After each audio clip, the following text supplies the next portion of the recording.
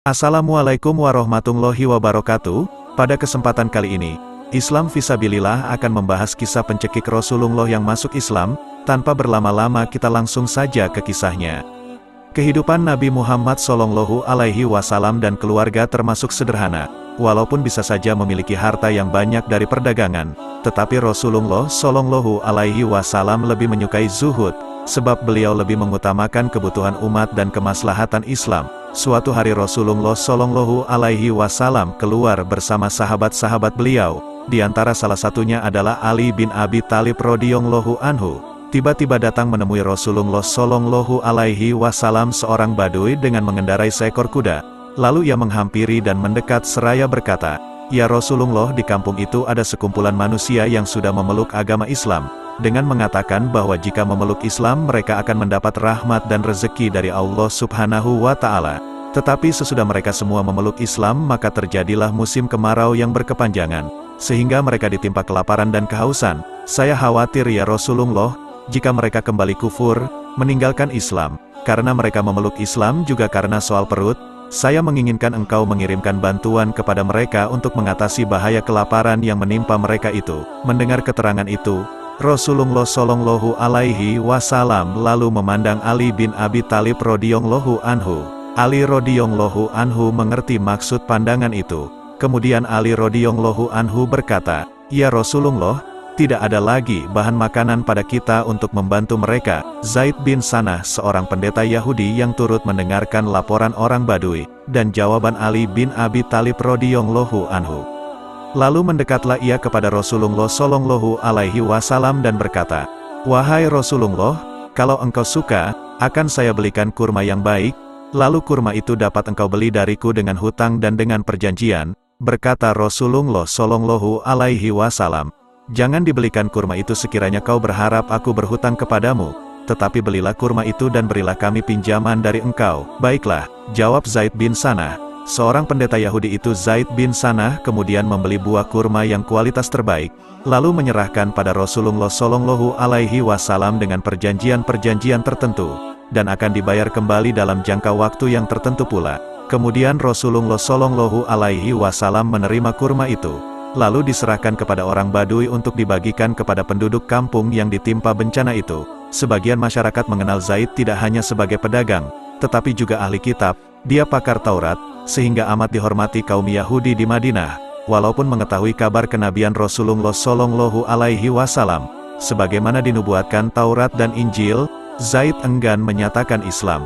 Hari demi hari berlalu, Nabi SAW sewaktu-waktu memimpin majelis ilmu di Masjid Nabawi. Rumah ibadah itu penuh sesak oleh para sahabat yang dengan penuh perhatian menyimak ceramah Rasulullah SAW. Tiba-tiba datanglah Zaid bin Sanah melalui pintu masjid. Dia lantas meminta celah agar bisa sampai ke saf terdepan. Banyak kaum muslimin di sana belum mengetahui siapa pria yang tampaknya sedang terburu-buru itu.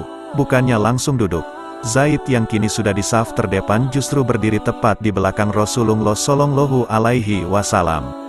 Dia lalu menarik kain sorban Nabi SAW yang melingkar di lehernya, sehingga beliau seketika tercekik.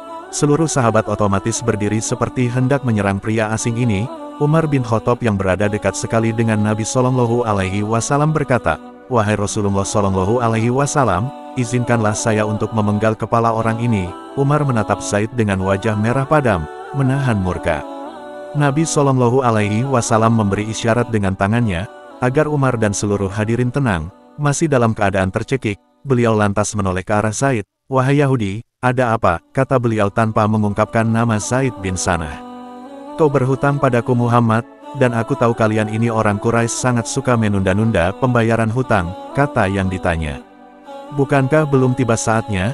tanya Nabi SAW. "Saya tidak peduli, bayar hutangmu sekarang juga," seru Zaid lagi sembari melepas sorban Nabi SAW. Maka Rasulullah SAW berpaling kepada Umar dan berkata, "Wahai Umar, ambilkan dari Baitul Mal sebanyak 20 sak kurma untuk membayar hutangku kepada Yahudi ini. Dan sebanyak 20 sak kurma lagi, wahai Rasulullah, 20 sak itu untuk hutang, tetapi 20 sak lagi untuk apa?" tanya Umar bin Khattab. "Itu sebagai hukuman karena engkau telah menakut-nakuti dia," jawab Nabi SAW. Singkat cerita, Umar pun keluar dari masjid dan berjalan menuju Baitul Mal. Dia diikuti oleh Zaid dari belakang. Di sepanjang perjalanan Umar mencoba meredam kekesalannya. Bagaimana mungkin seorang Yahudi bisa dengan mudah mencekik Rasulullah Shallallahu Alaihi Wasallam tepat di depannya? Ingin betul Umar melampiaskan amarahnya ke orang yang sedang berjalan di belakangnya itu. Bagaimanapun ketaatan Umar kepada Nabi Shallallahu Alaihi Wasallam jauh lebih besar. Sampailah Umar dan Zaid di Baitul Mal. Sahabat bergelar Al-Faruq itu lantas menyiapkan 2 karung, masing-masing akan diisi 20 sak kurma. Karung pertama yang tuntas diisi, lantas diberikannya kepada pria Yahudi itu. Sementara Umar sedang mengisi karung kedua, sang pencekik Nabi Shallallahu Alaihi Wasallam tadi mencegahnya. "Wahai Umar, tahanlah, jangan kau masukkan kurma ke karung itu," kata Zaid bin Sanah. Umar tidak peduli. "Aku hanya melaksanakan perintah Nabi Shallallahu Alaihi Wasallam, aku tidak ingin mendengarmu." "Wahai Umar, apakah kau tidak mengenal saya?" "Saya tidak peduli," jawab Umar dengan ketus. "Saya adalah Zaid bin Sanah." Mendengarnya Umar seketika terkejut, kemudian berdiri menghadapnya. "Apakah benar kamu Zaid bin Sanah?" "Zaid yang pendeta Yahudi ahli Taurat?" tanya Umar setengah tak percaya. "Benar, akulah Zaid bin Sanah," jawab si Yahudi dengan tenang. "Bukankah kau tahu bahwa Muhammad adalah utusan Allah?" tanya Umar lagi. "Benar, aku mengetahuinya. Tapi coba kau pikir wahai Umar, bagaimana mungkin aku nekat mencekik dirinya di depan kalian umat Islam yang mengimaninya sebagai nabi? Bahkan aku melakukannya seorang diri dan di dalam masjid kalian. Apa kau pikir aku sudah gila?" ujar Zaid bin Sanah. "Mengapa kau melakukannya?"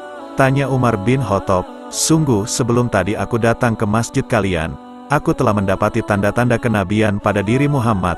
Hampir seluruh tanda-tanda itu ada padanya. Hanya saja masih ada satu tanda yang belum tampak jelas bagiku, yakni bahwa kasih sayangnya mengalahkan rasa amarahnya," jelas Zaid bin Sanah. "Maka dari itu aku nekat melakukan hal tadi. Aku tahu hutang Muhammad belum jatuh temponya. Aku sengaja memancing emosi Muhammad dan kalian para sahabatnya. Aku sudah bertekad mempertaruhkan nyawaku hanya untuk membuktikan kebenarannya. Adakah tanda kenabian yang terakhir itu pada diri Muhammad? Dan kini aku percaya ternyata benar. Kasih sayang beliau mengalahkan amarahnya, dan sekarang aku telah membuktikannya.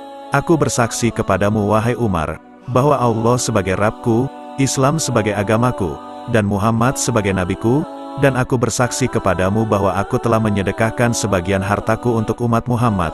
Umar radhiyallahu anhu berkata, "Untuk sebagian umat Muhammad Shallallahu Alaihi Wasallam saja. Apa maksudmu sebab hartamu tidak akan cukup untuk dibagikan kepada seluruh umat Muhammad?" Zaid berkata, "Ya, untuk sebagian umat Muhammad." Zaid kemudian kembali menemui Rasulullah Shallallahu Alaihi Wasallam dan menyatakan kalimat syahadat. Ia beriman dan membenarkan Rasulullah Shallallahu Alaihi Wasallam. Wallahu alam bisawab. Alhamdulillah saudara seiman, semoga kisah ini dapat menambah ilmu dan menambah ketakwaan kita kepada Allah Subhanahu wa Ta'ala. Assalamualaikum warahmatullahi wabarakatuh.